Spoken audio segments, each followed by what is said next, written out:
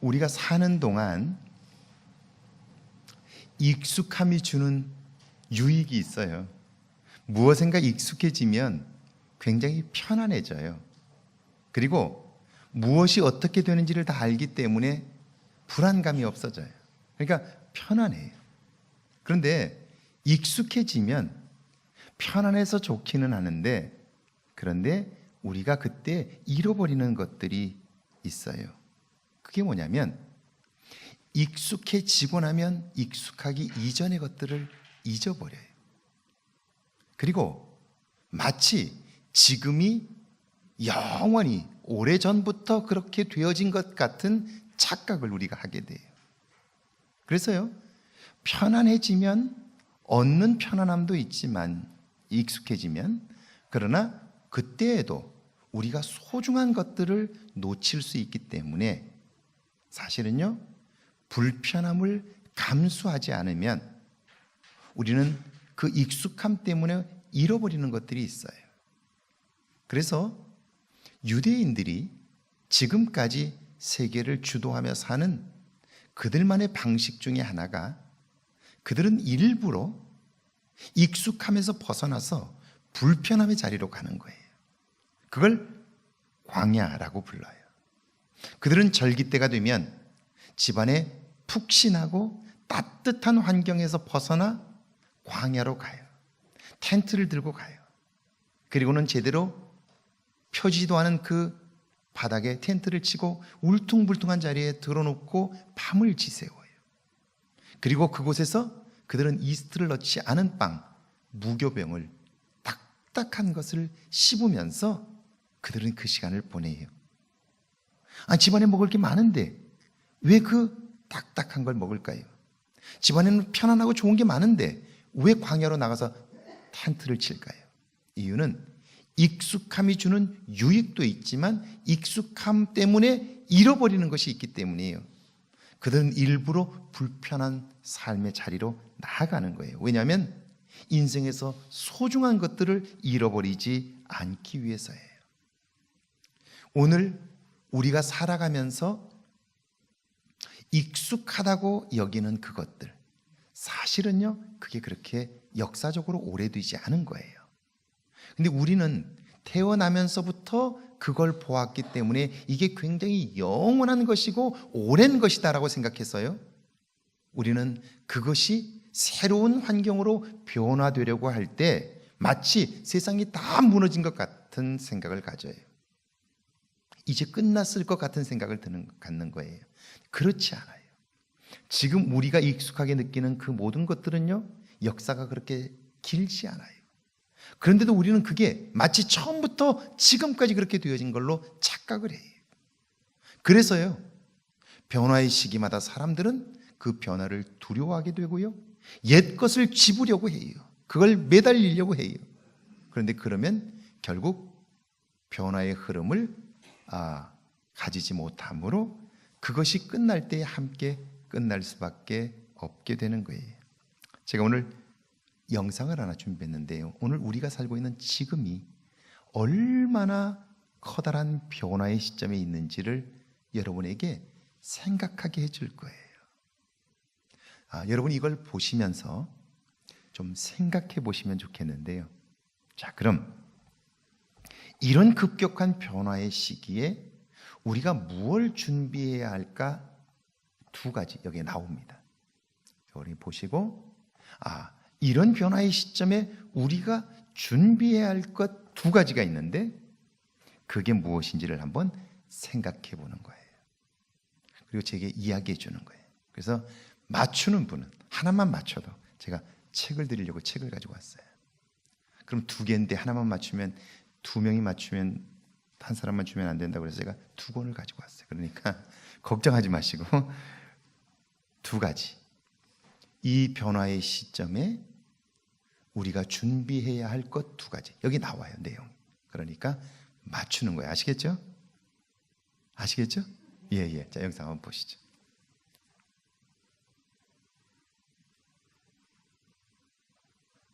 인생이 바뀌는 터닝포인트. 우리는 성인이 되면 회사에 입사해 근무하는 것을 당연하게 생각합니다. 아침에 눈을 뜨면 출근하고 업무가 끝나면 다시 퇴근합니다. 다람쥐 쳇바퀴 돌듯 반복적인 삶은 회사를 그만두거나 은퇴하기 전까지 계속됩니다. 우리는 이러한 삶에 순응하며 지극히 평범하고 정상적인 삶이라 여기며 살아갑니다. 그런데 사람들은 언제부터 매일 직장에 다니고 그것에 얽매인 삶을 살게 된 것일까요? 경영학자 피터 드러커는 사회 구성원 절대 다수가 기업이나 공공기관 등 조직의 구성원으로 일하는 사회를 고용사회라고 불렀습니다. 현대사회 속에서 당연하게 여기는 고용사회의 기원을 더듬어 가보면 100여 년에 불과하다는 사실을 발견하고 놀라게 됩니다. 이 또한 미국의 경우이고 우리나라에서는 그 기간이 미국의 절반인 50년밖에 되지 않습니다. 고용사회는 자동차 왕이라 불리는 헨리 포드에 의해 탄생되었습니다. 그는 1903년 미국 포드 자동차 회사를 설립하고 포디즘을 도입합니다. 대량 생산, 표준화, 분업화를 특징으로 한 포디즘은 노동자를 대규모로 채용하는 계기로 작용합니다. 사실 포드 자동차 등장 이전까지 미국 인구의 절대 다수는 농사를 짓는 농부이거나 물건을 판매하는 상인 혹은 전문 서비스를 제공하는 의사, 회계사, 법조인이었습니다. 대부분의 사람들이 타인에게 고용되지 않고 스스로 일해서 제품이나 서비스를 생산하는 삶을 살아온 것입니다. 한편 헨리 포드에 의해 탄생한 고용사회는 미국인들에게 삶의 안정과 풍요를 가져다 주었습니다. 경제활동 인구의 대다수가 고정급여를 받게 되면서 인류 역사상 처음으로 사회 구성원의 대다수가 경제적 여유를 갖게 된 것입니다. 우리나라 역시 1980년부터 90년대 미국만큼 화려하지는 않았지만 직장인들은 사실상 종신고용이 보장돼 있었습니다. 대학을 졸업하고 회사에 입사하면 그 회사에서 평생 근무하는 것을 당연하게 여겼으며 고정급여는 우리의 삶의 안락함을 보장해 주었습니다. 하지만 영원할 것 같았던 고용사회는 1970년대 중반부터 삐걱거리기 시작합니다. 새롭게 등장한 신기술이 미국의 고용사회에 파고든 것입니다. 또한 일본과 한국 등 해외 개발도상국들이 미국 시장에 진출하며 저가 공세를 퍼붓자 미국의 경제적 안정성은 흔들리기 시작합니다. 자본주의 논리는 비정했으며 구조조정과 함께 수많은 공장 노동자들이 해고되고 맙니다. 미국과 마찬가지로 우리나라 또한 1997년 IMF 사태를 계기로 종신고용 시대가 끝납니다. 30대 그룹의 절반 이상이 사라졌고 기업들은 살아남기 위해 수많은 노동자를 해고합니다. 미국보다 20년가량 늦었지만 피할 수 없는 현실이 되었습니다. 로버트 라이시 교수는 슈퍼 자본주의에서 미국 고용사회가 막을 내리게 한 세 가지 요인으로 신기술의 등장, 개도국의 미국 시장 점유율 확대, 유통 대기업 등장을 꼽습니다. 세 가지 요인 중 가장 큰 영향력을 끼친 것은 신기술이 아닐까 합니다. 새로운 기술은 생활의 편리함을 가져다 줄 뿐만 아니라 사회의 패러다임과 구조 자체를 바꾸어 버렸기 때문입니다. 예컨대 1970년대 컴퓨터와 인터넷 등의 전자기술은 생산성을 높여준과 동시에 인간의 노동력까지 대체해버렸습니다. 고용사회의 종말을 목격하고 있는 지금 우리는 무엇을 준비해야 할까요? 또 미래에는 어떤 세상이 펼쳐질까요? 이 질문에 명쾌하게 답을 내놓고 있는 전문가는 아직 아무도 없습니다. 다만 자본주의 역사를 돌이켜보면 기술혁명으로 새로운 시대가 막 열렸을 때가 새로운 기회의 시기였다는 사실을 알 수 있습니다. 이 시기 변화를 적극적으로 받아들여 기회를 붙잡은 혁신가들이 새로운 부의 대부분을 차지했습니다. 아마도 여러분의 인생이 바뀌는 터닝 포인트는 바로 지금이라 생각합니다. 모바일과 소셜미디어 혁명의 시기, 우리는 세상의 모든 것이 획기적으로 바뀌는 전환점 앞에 서 있습니다. 이는 위기이기도 하지만 한편으로는 좋은 기회가 될 것입니다.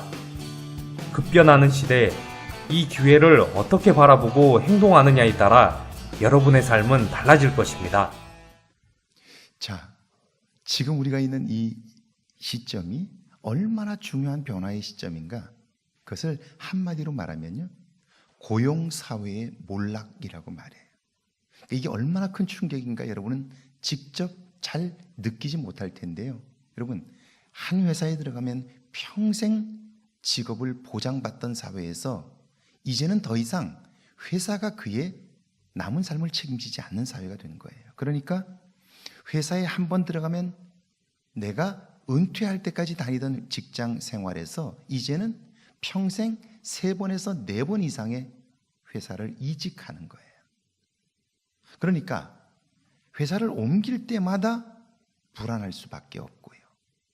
그리고 내가 지금까지 직장 생활했던, 그래서 내가 가장 잘할 수 있다고 생각했던 그 기술들이 한순간에 쓸모없는 것이 되어버리고 마는 거예요.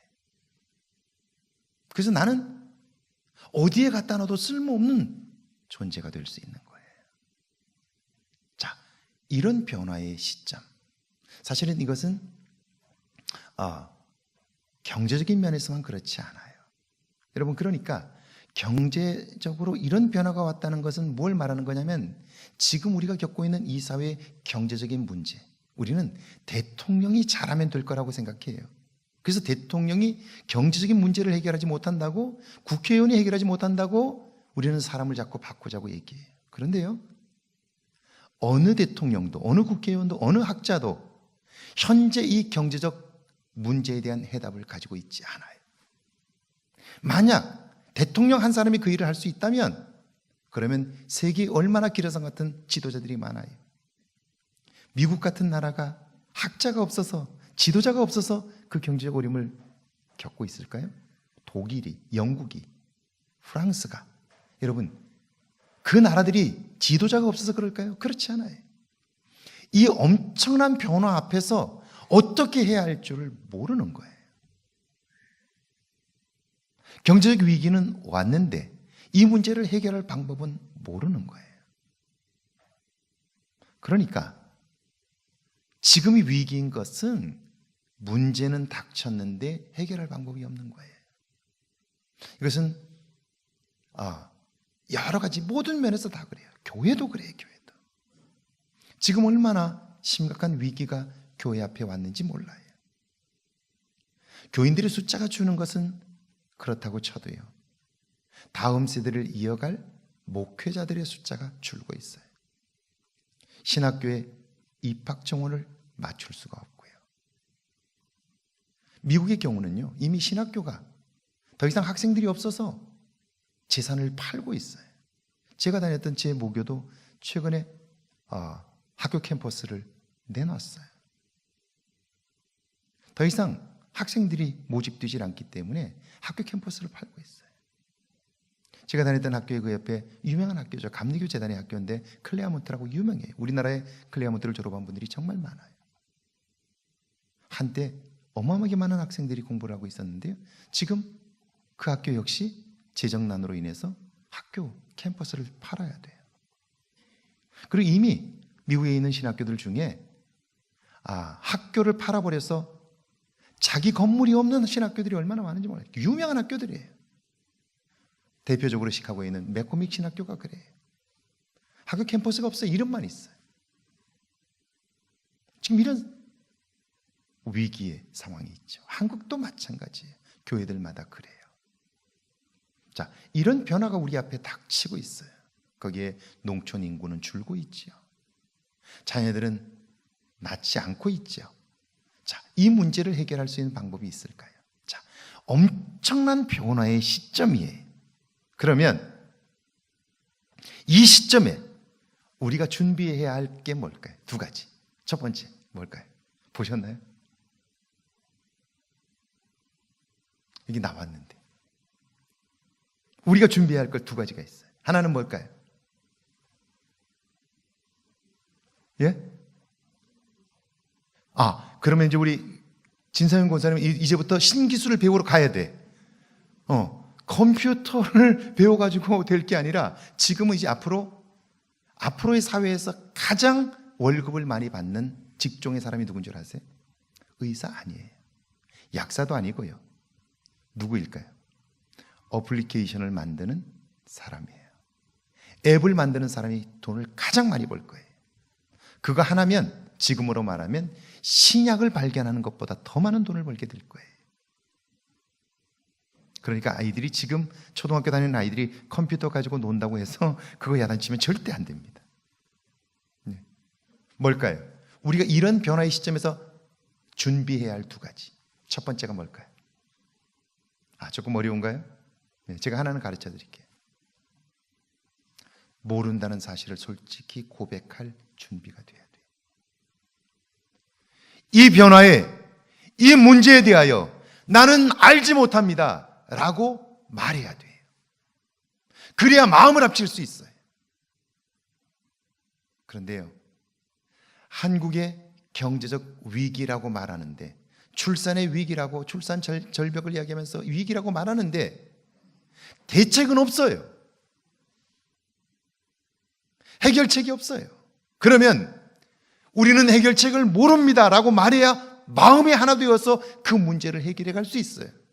그런데 알지도 못하면서 대책도 없으면서 내가 대통령이 되면 괜찮아질 것처럼 해결할 것처럼 이야기하는 사람, 그것은 거짓말하는 사람이에요. 그렇게 쉽게 해결될 것 같으면요, 여러분, 세계 경제가 몸살을 앓지 않아요. 이 변화는 역사상 처음 겪는 변화예요. 보세요. 신기술이라는 걸 지금까지 역사 속에서 경험해 본 적이 있나요?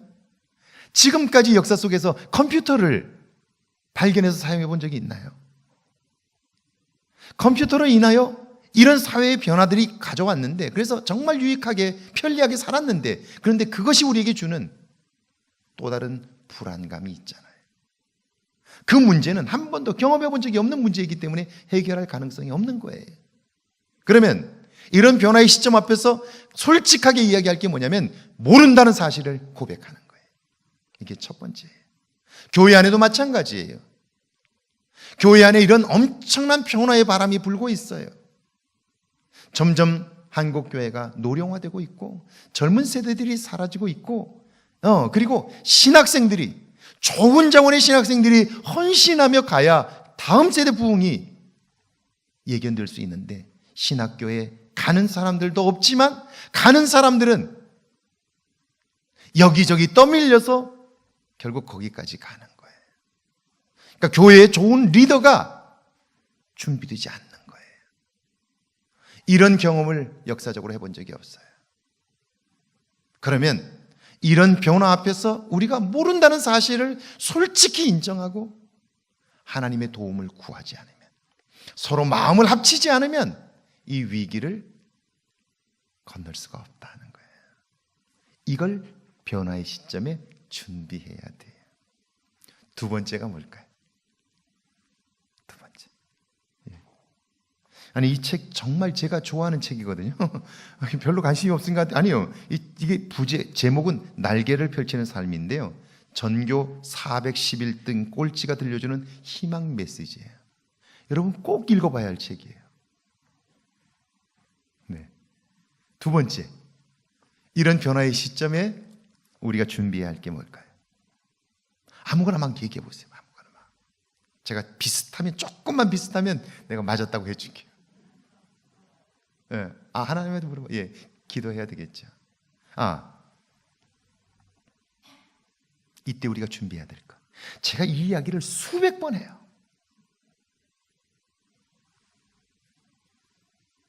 예. 비슷하게 하면 제가 맞춰드릴게요. 두 번째 준비해야 할 게 뭘까요? 모른다는 사실을 솔직히 인정하는 마음을 준비해야 돼요. 두 번째는 뭐예요? 여기 마지막에 뭐라고 그랬어요? 마지막에 역사적으로 볼 때 이런 변화의 시점은 항상 새로운 축복의 기회였다.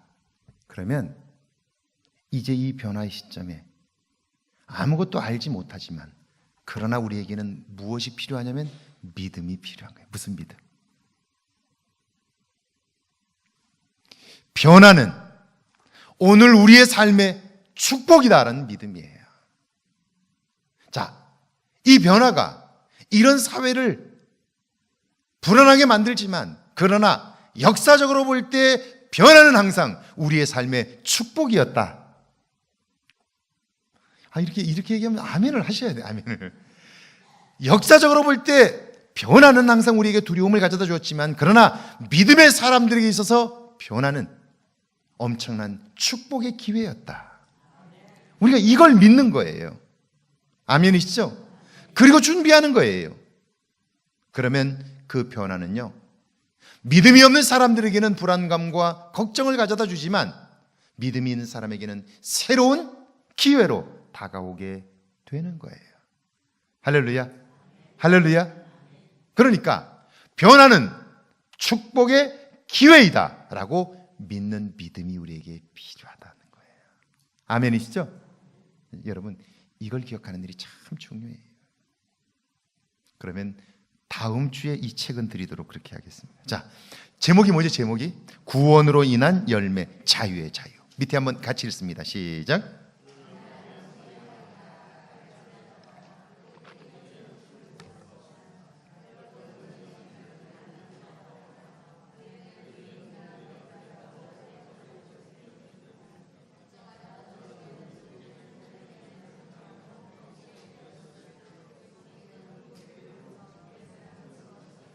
한참 후에 강 밖으로 나와보니까 물고기들이 모두 죽어 있었습니다. 그는 한숨을 쉬며 말합니다. 내가 조금만 일찍 와서 구조했더라면 죽지. 이건 웃어야 되는 거거든요. 지금 이 원숭이가 착각하는 거예요. 자기가 꺼내서 밖에다 던져놔서 죽었는데 뭐라고 생각해요? 내가 조금만 일찍 와서 건졌더라면 살았을 걸 그렇게 생각하는 거예요. 근데 이게 원숭이 얘기만이 아니고 오늘 우리가 살아가면서도 이런 착각들을 얼마나 많이 하는지 몰라요. 저희가 미국에서 13년을 살고 한국에 딱 들어왔어요. 와서 사실은 13년을 떨어져 있다가 살았기 때문에 한국 사회가 너무나 많이 달라졌어요. 적응하는데 굉장히 힘들었어요. 무슨 카드를 하는데 무슨 비밀번호를 하고 뭘 하는 게 굉장히 복잡해졌어요. 그래가지고 하는데 너무너무 어려웠어요. 근데 한 번은 제가 운전을 하고 신방을 가는데 갑자기 차가 제 앞으로 쑥 들어온 거예요. 그래서 제가 브레이크를 탁 밟았어요. 운전을 왜 저렇게 해? 그랬는데 앞으로 쑥 들어온 차가 앞으로 가더니 비상등을 깜빡깜빡 켜는 거예요. 비상등을 깜빡깜빡 켜는 거예요. 그러니까 제 아내가 옆에 있다가 아니 저 운전자가 누군데 들어온 것도 그래서 사람들을 놀라게 한 것도 있는데 들어오더니 메롱하고 지금 놀리고 있다고. 제 아내가 옆에 있다 그렇게 얘기를 한 거예요. 자, 메롱하고 놀린 걸까요? 미안하다고 한 걸까요? 한국에서 산 사람들은 다 알아. 근데 우리는 몰랐어. 그래가지고 들어와가지고 그 사람 때문에 놀랐는데, 그래서 속상한데 앞에 들어와가지고는 깜빡깜빡 켜는 거예요. 그러니까 그게 마치 뭐처럼 느끼냐면 메롱 그러는 거하고 똑같은 게 느끼는 거예요. 그래서 기분이 좋았을까요? 나빴을까요? 나빴어요. 근데 나중에 알고 보니까 그게 메롱이 아니고 미안 그러는 거더라고요. 자, 모르니까 착각하니까 괜히 속상한 거예요. 마찬가지예요. 변화의 시점에서 모르면 우리는 불안해요. 그런데 그때 모른다는 사실을 솔직하게 인정하면요, 그때부터 우리는 하나님께 도움을 구할 수 있게 되고요. 그리고 그 하나님을 향한 도움의 요청은요, 간절할 수밖에 없어요. 그리고 진실할 수밖에 없어요. 할렐루야. 그런 거예요. 그리고 모른다는 사실을 솔직히 인정하고 나서요. 그리고 믿음으로 그때 고백하는 거예요. 뭐라고요? 변화는 하나님이 이끄시는 것이며, 그러므로 변화는 축복의 기회라고 생각하는 거예요. 착각에서 벗어날 수 있게 되는 거예요. 불안과 염려에서 벗어날 수 있게 되는 거예요. 그래서 믿음의 사람이 그 변화된 세상에서 주역으로 살아갈 수 있게 되는 거예요. 이 이 원숭이가 착각했어요. 100년이 지나면 그 착각에서 벗어날 수 있을까요? 없어요. 그 착각에서 벗어날 수 없어요. 누군가 알려주지 않는 한 그 착각에서 벗어날 수 있는 방법은 없어요. 마찬가지예요. 변화의 시점에서 우리가 아무리 노력해도 우리가 처음 겪는 것이기 때문에 누구도 그 해결책을 줄 수 없어요. 그런데 하나님은 그 모든 것을 알고 계세요. 아멘이시죠? 그러므로 하나님께 도움을 구하면 하나님은요, 새로운 세상을 준비할 수 있는 일들을 이루어 주시는 거예요. 자, 1번이죠.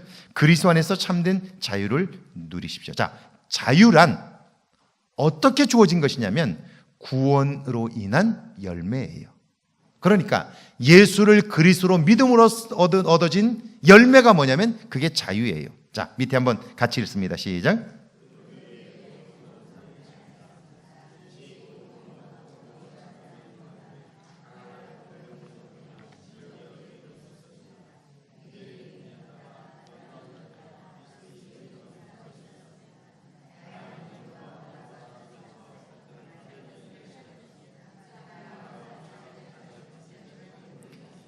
자, 고린도 교회는 지금까지 한 번도 경험해 본 적이 없는 어마어마한 변화에 직면하게 되었어요. 인종적으로 보면 그 교회 안에 다양한 인종들이 들어오게 된 거예요. 신분적으로 보면 노예에서부터 귀족까지 다양한 계층의 사람들이 들어오게 된 거예요. 그리고 문화적으로도 너무나 다양한 사람들이 교회 안에 들어오게 된 거예요. 그러다 보니까 갈등이 생기기 시작한 거예요. 갈등이. 자, 이런 갈등의 시점에서 대부분의 사람들은 뭐라고 말하냐면 자기들끼리 모여서 우리끼리 무엇인가를 하면 된다. 그렇게 생각해요. 그리고는 변화를 거부하는 거예요. 그러면요, 그 집단은 그 세대는 살아남는 것 같지만, 단단한 것 같지만 그건 한 세기도 못 가서 그 집단은 사라지고 말아요. 여러분은 잘 모르셔요. 그러나 이민자로 살아본 사람은 알아요. 지금 한국, 미국 한인들의 미국에서 사는 한인들의 이민의 역사가 100년이 되었어요. 중국은 200년이 되었어요. 일본은 그 중간쯤 돼요.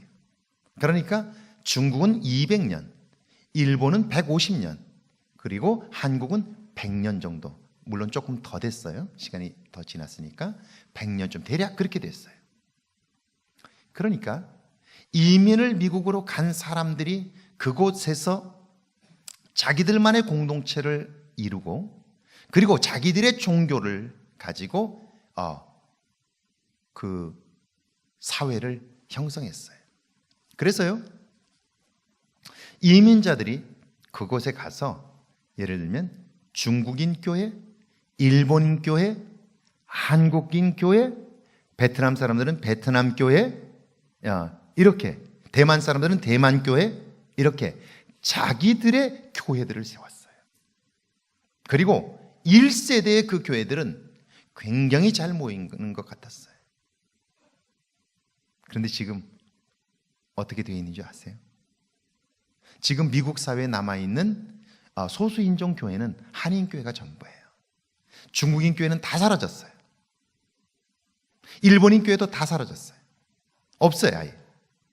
베트남 사람들, 최근에 들어온 사람들만 있고요. 나머지는 1세대들이 들어와서, 그러니까 100년 전 들어온 사람들의 교회들은 이미 다 문을 닫았어요. 없어요. 그리고 어떻게 형성이 되었냐면 에이션 철치, 이렇게 그룹을 묶었어요. 근데 사실은요, 에이션 철치라고 부르지만 그 속에 있는 사람들은 전부 에이션 피부색을 가진 2세, 3세들의 모임이지 1세들의 모임은 아니에요. 무슨 말을 하고 싶은 거냐면, 이런 고린도 교회 안에 인종적으로 그리고 신분적으로 그리고 다양한 문화를 가진 사람들이 모여들었을 때 여러 가지 문제들이 생겨요. 그때 대부분의 사람들은 뭐라고 말하냐면, 저 사람 때문에 속상해서 못 살겠어. 저 인간하고 못 지내겠어. 우리끼리 하자고.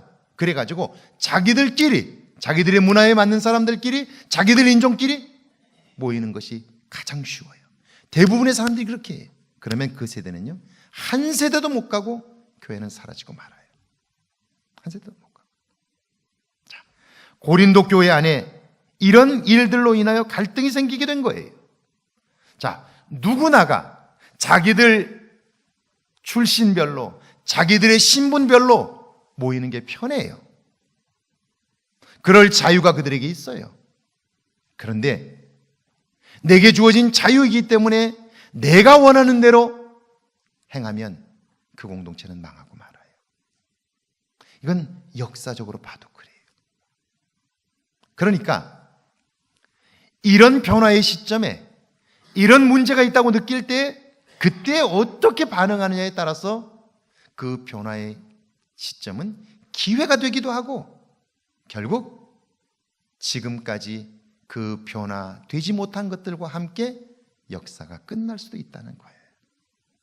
오늘 사도 바울은요, 예수를 그리스도로 믿은 사람들이 어떻게 변화 앞에서 새로운 시대를 준비할 수 있는가, 그걸 이야기해 주고 있는 거예요.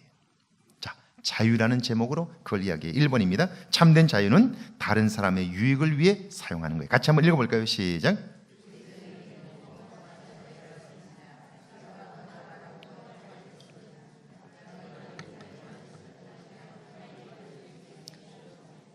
예, 그리스도인은 자유가 있어요.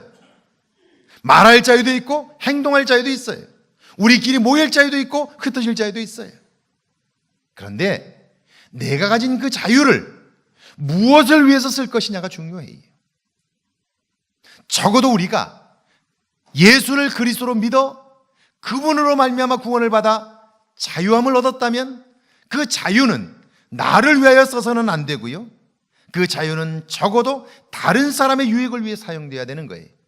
그러니까 교회 안에서 이런 다양한 인종과 다양한 문화와 다양한 계층의 사람들이 모여서 문제가 생겼을 때 적어도 성숙한 그리스도인들은, 그 변화를 기회로 삼고자 하는 그리스도인들은 그때 내가 힘이 있기 때문에 우리 인종들이 훨씬 더 많기 때문에 우리 주장대로 가야 돼, 이렇게 말하는 게 아니고요, 적어도 교회 안에 약자들의 소리에 귀를 기울이고요, 그리고 내 자유함은 그들의 유익을 위하여 사용되어야 한다는 거예요.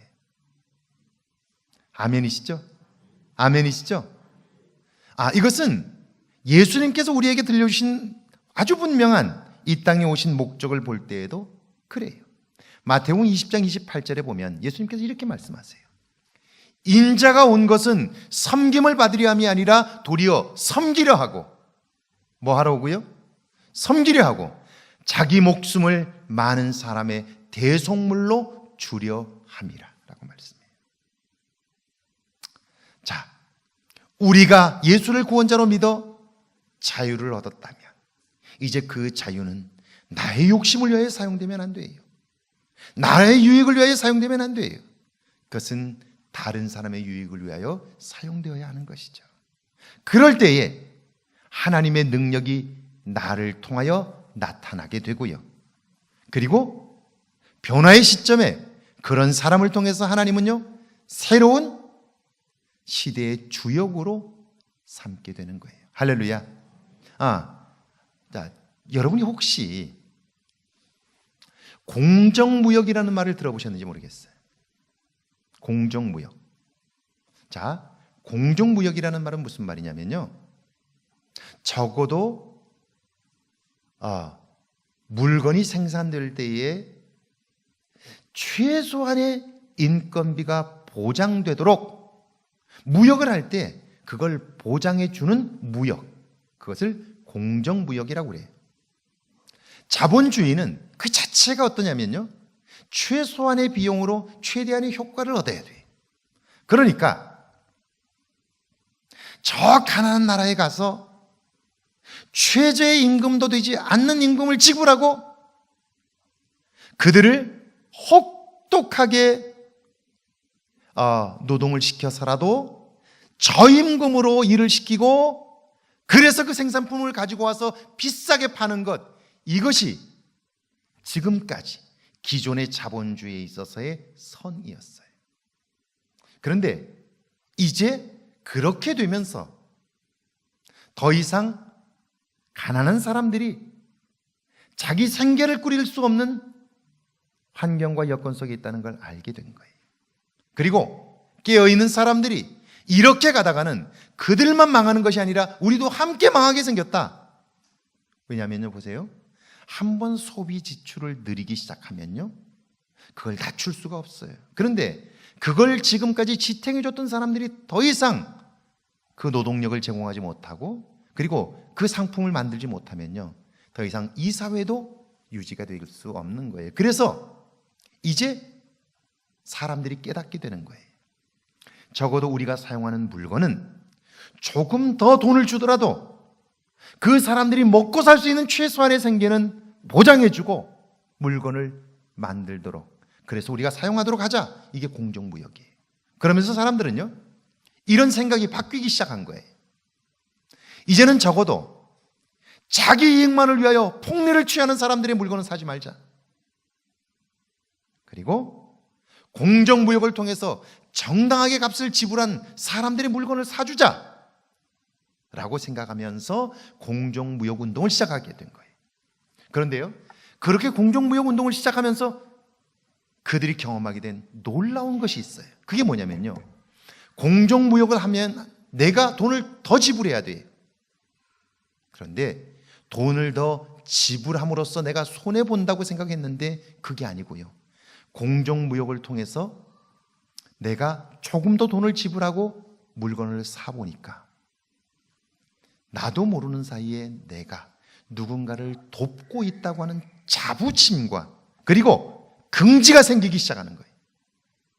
그래서요, 커피 한 잔을 마시는데 전에는 싼 것만 찾아서 먹었는데 이제는 이것이 저 캄보디아에서, 라오스에서, 베트남에서, 저 남미의 어느 나라에서, 과테말라에서 커피를 한 손으로 다 따는 사람들, 그걸 다 일일이 널어서 말리는 사람들, 그걸 다 걷어들이는 사람들, 그걸 포장하는 사람들, 그 사람들의 최소한의 인건비를 보장하고 우리가 그걸 사주게 됨으로써 내가 그들을 돕고 있다. 저 알지 못하는 사람이지만 지구 반대편에서 나를 위하여 커피를 만드는 이 사람들을 위하여 내가 정당한 가격을 지불하고 있다는 사실을 알게 되면서 자기 삶에 보람을 얻게 되고요, 커피 한 잔을 마시면서 내가 누군가를 돕고 있다는 자기 자신에 대한 심리적 포만감들을 경험하게 되고요, 그러면서 삶에 감동이 있게 되는 거예요. 보람이 있게 되는 거예요.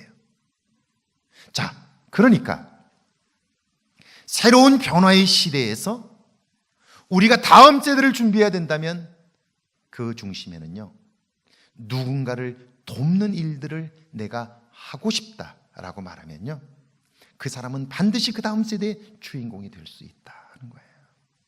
할렐루야. 그러니까 이 변화의 시점에서 신기술을 통해서 세상은 지금 변화되고 있는데 이 변화의 시점에서 우리 자녀들에게 준비시켜야 할 것이 있다면, 아니, 오늘 우리가 그 시대를 살 거예요.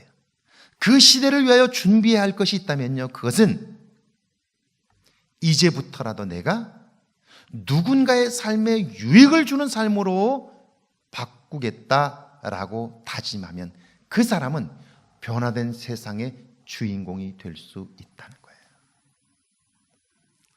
이거 아멘을 하셔야 되는데 진짜.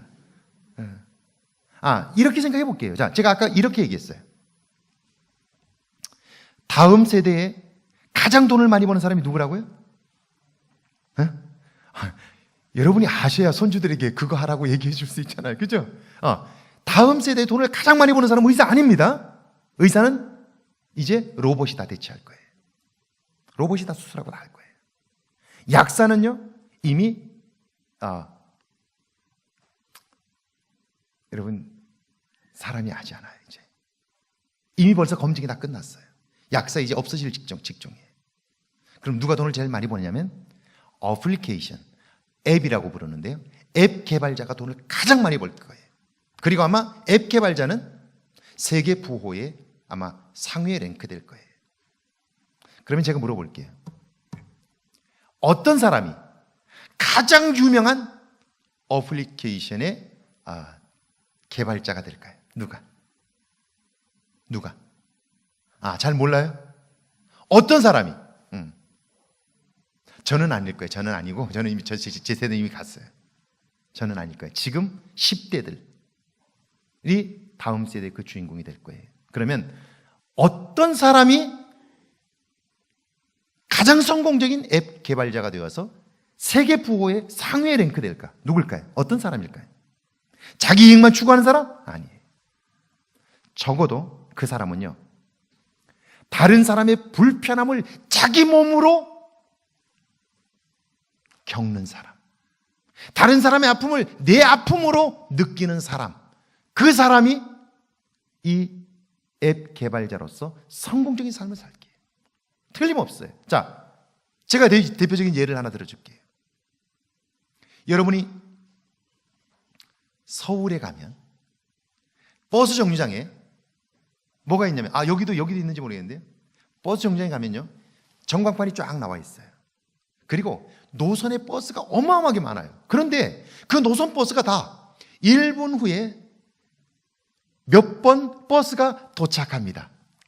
그리고 몇 분 후에 몇 번 버스가 도착합니다. 그 버스는 어디로 해서 어디로 갑니다. 이거 보셨어요? 보셨죠?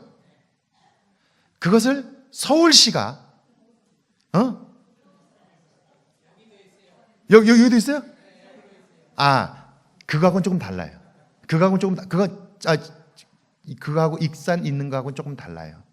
이건 아주 단순한 거예요. 근데 지금 서울시는 어마어마한 노선들이 많잖아요. 근데 그 노선을 하나로 다 통합했어요. 서울시가 그걸 운영하고 있는데요, 그 모든 시스템은요, 어플리케이션으로 만들어진 거예요. 근데 누가 그걸 만든 줄 아세요? 고등학생이에요. 고등학생이 앱을 개발했는데요, 자기 어머니가 출퇴근을 하는데 자기 어머니가 버스를 타고 오는데 언제쯤 오는지를 모르는 거예요. 그리고 자꾸 어디 여기저기를 다니는데 이걸 잘 모르는 거예요. 그래가지고 그 아이가 어디서 버스를 타면 얼마 만에 도착하는지 이걸 좀 알았으면 좋겠다, 그리고 어디로 가면 어떻게 되는지를 알았으면 좋겠다 해가지고 이 아이가 하나씩 버스 노선을 다 그리기 시작한 거예요. 그리고 서로 이걸 자동적으로 호환될 수 있는 것을 아이가 그림을 그리기 시작한 거예요. 그리고 그가 어플리케이션을 만든 거예요.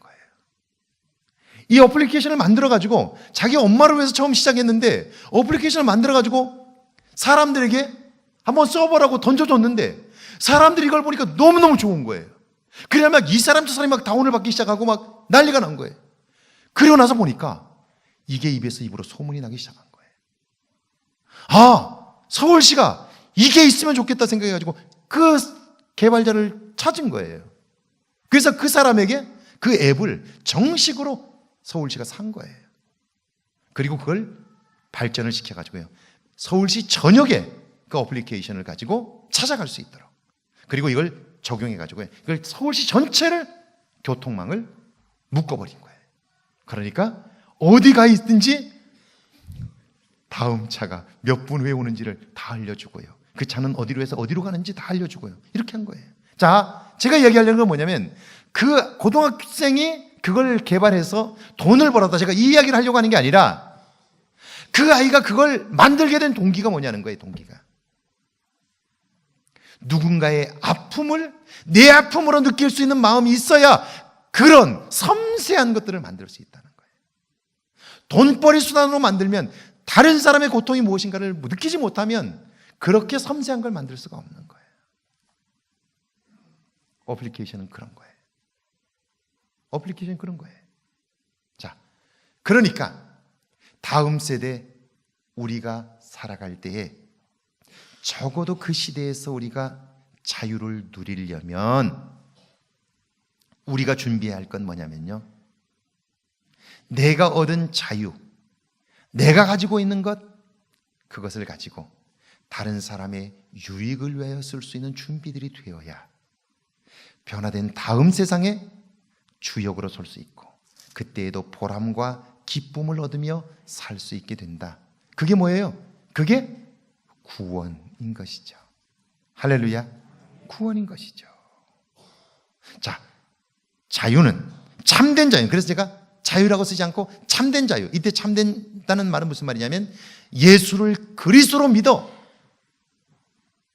예수를 구원자로 믿어 구원받은 사람이 누리는 자유. 그래서 그걸 참된 자유라고 말하는 거예요. 이 참된 자유는 다른 사람의 유익을 위하여 사용되는 거예요. 네, 이걸 우리가 기억해야 되고요. 예수님이 이 땅에 오신 목적도 인자가 섬김을 받으려 온 것이 아니라 섬기려 하고 자기 목숨을 많은 사람의 대속물로 주려 함이니라. 할렐루야. 할렐루야. 그런 거예요.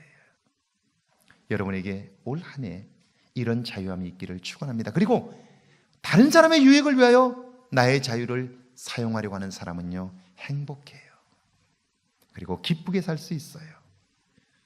그리고 잘못 얻어 걸리면요, 우리도 또 어플리케이션을 하나씩 만들지 몰라. 우리도 어플리케이션 만들지 몰라요.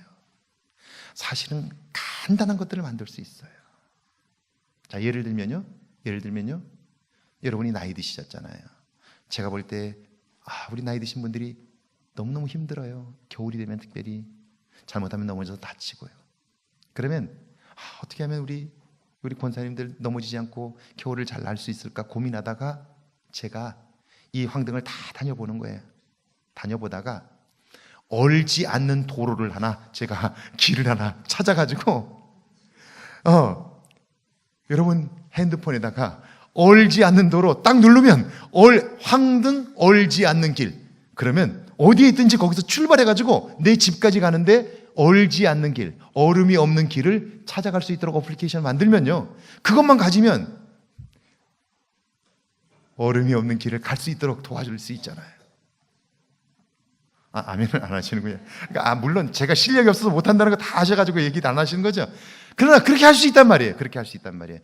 무엇으로부터 시작하냐면 다른 사람의 아픔과 불편함을 느끼는 마음으로부터 시작되는 거예요. 할렐루야. 그런 거예요. 그러니까 구원받은 자의 삶이란 바로 이런 거예요. 여러분에게 이런 자유함이 있기를 주의 이름으로 축원합니다.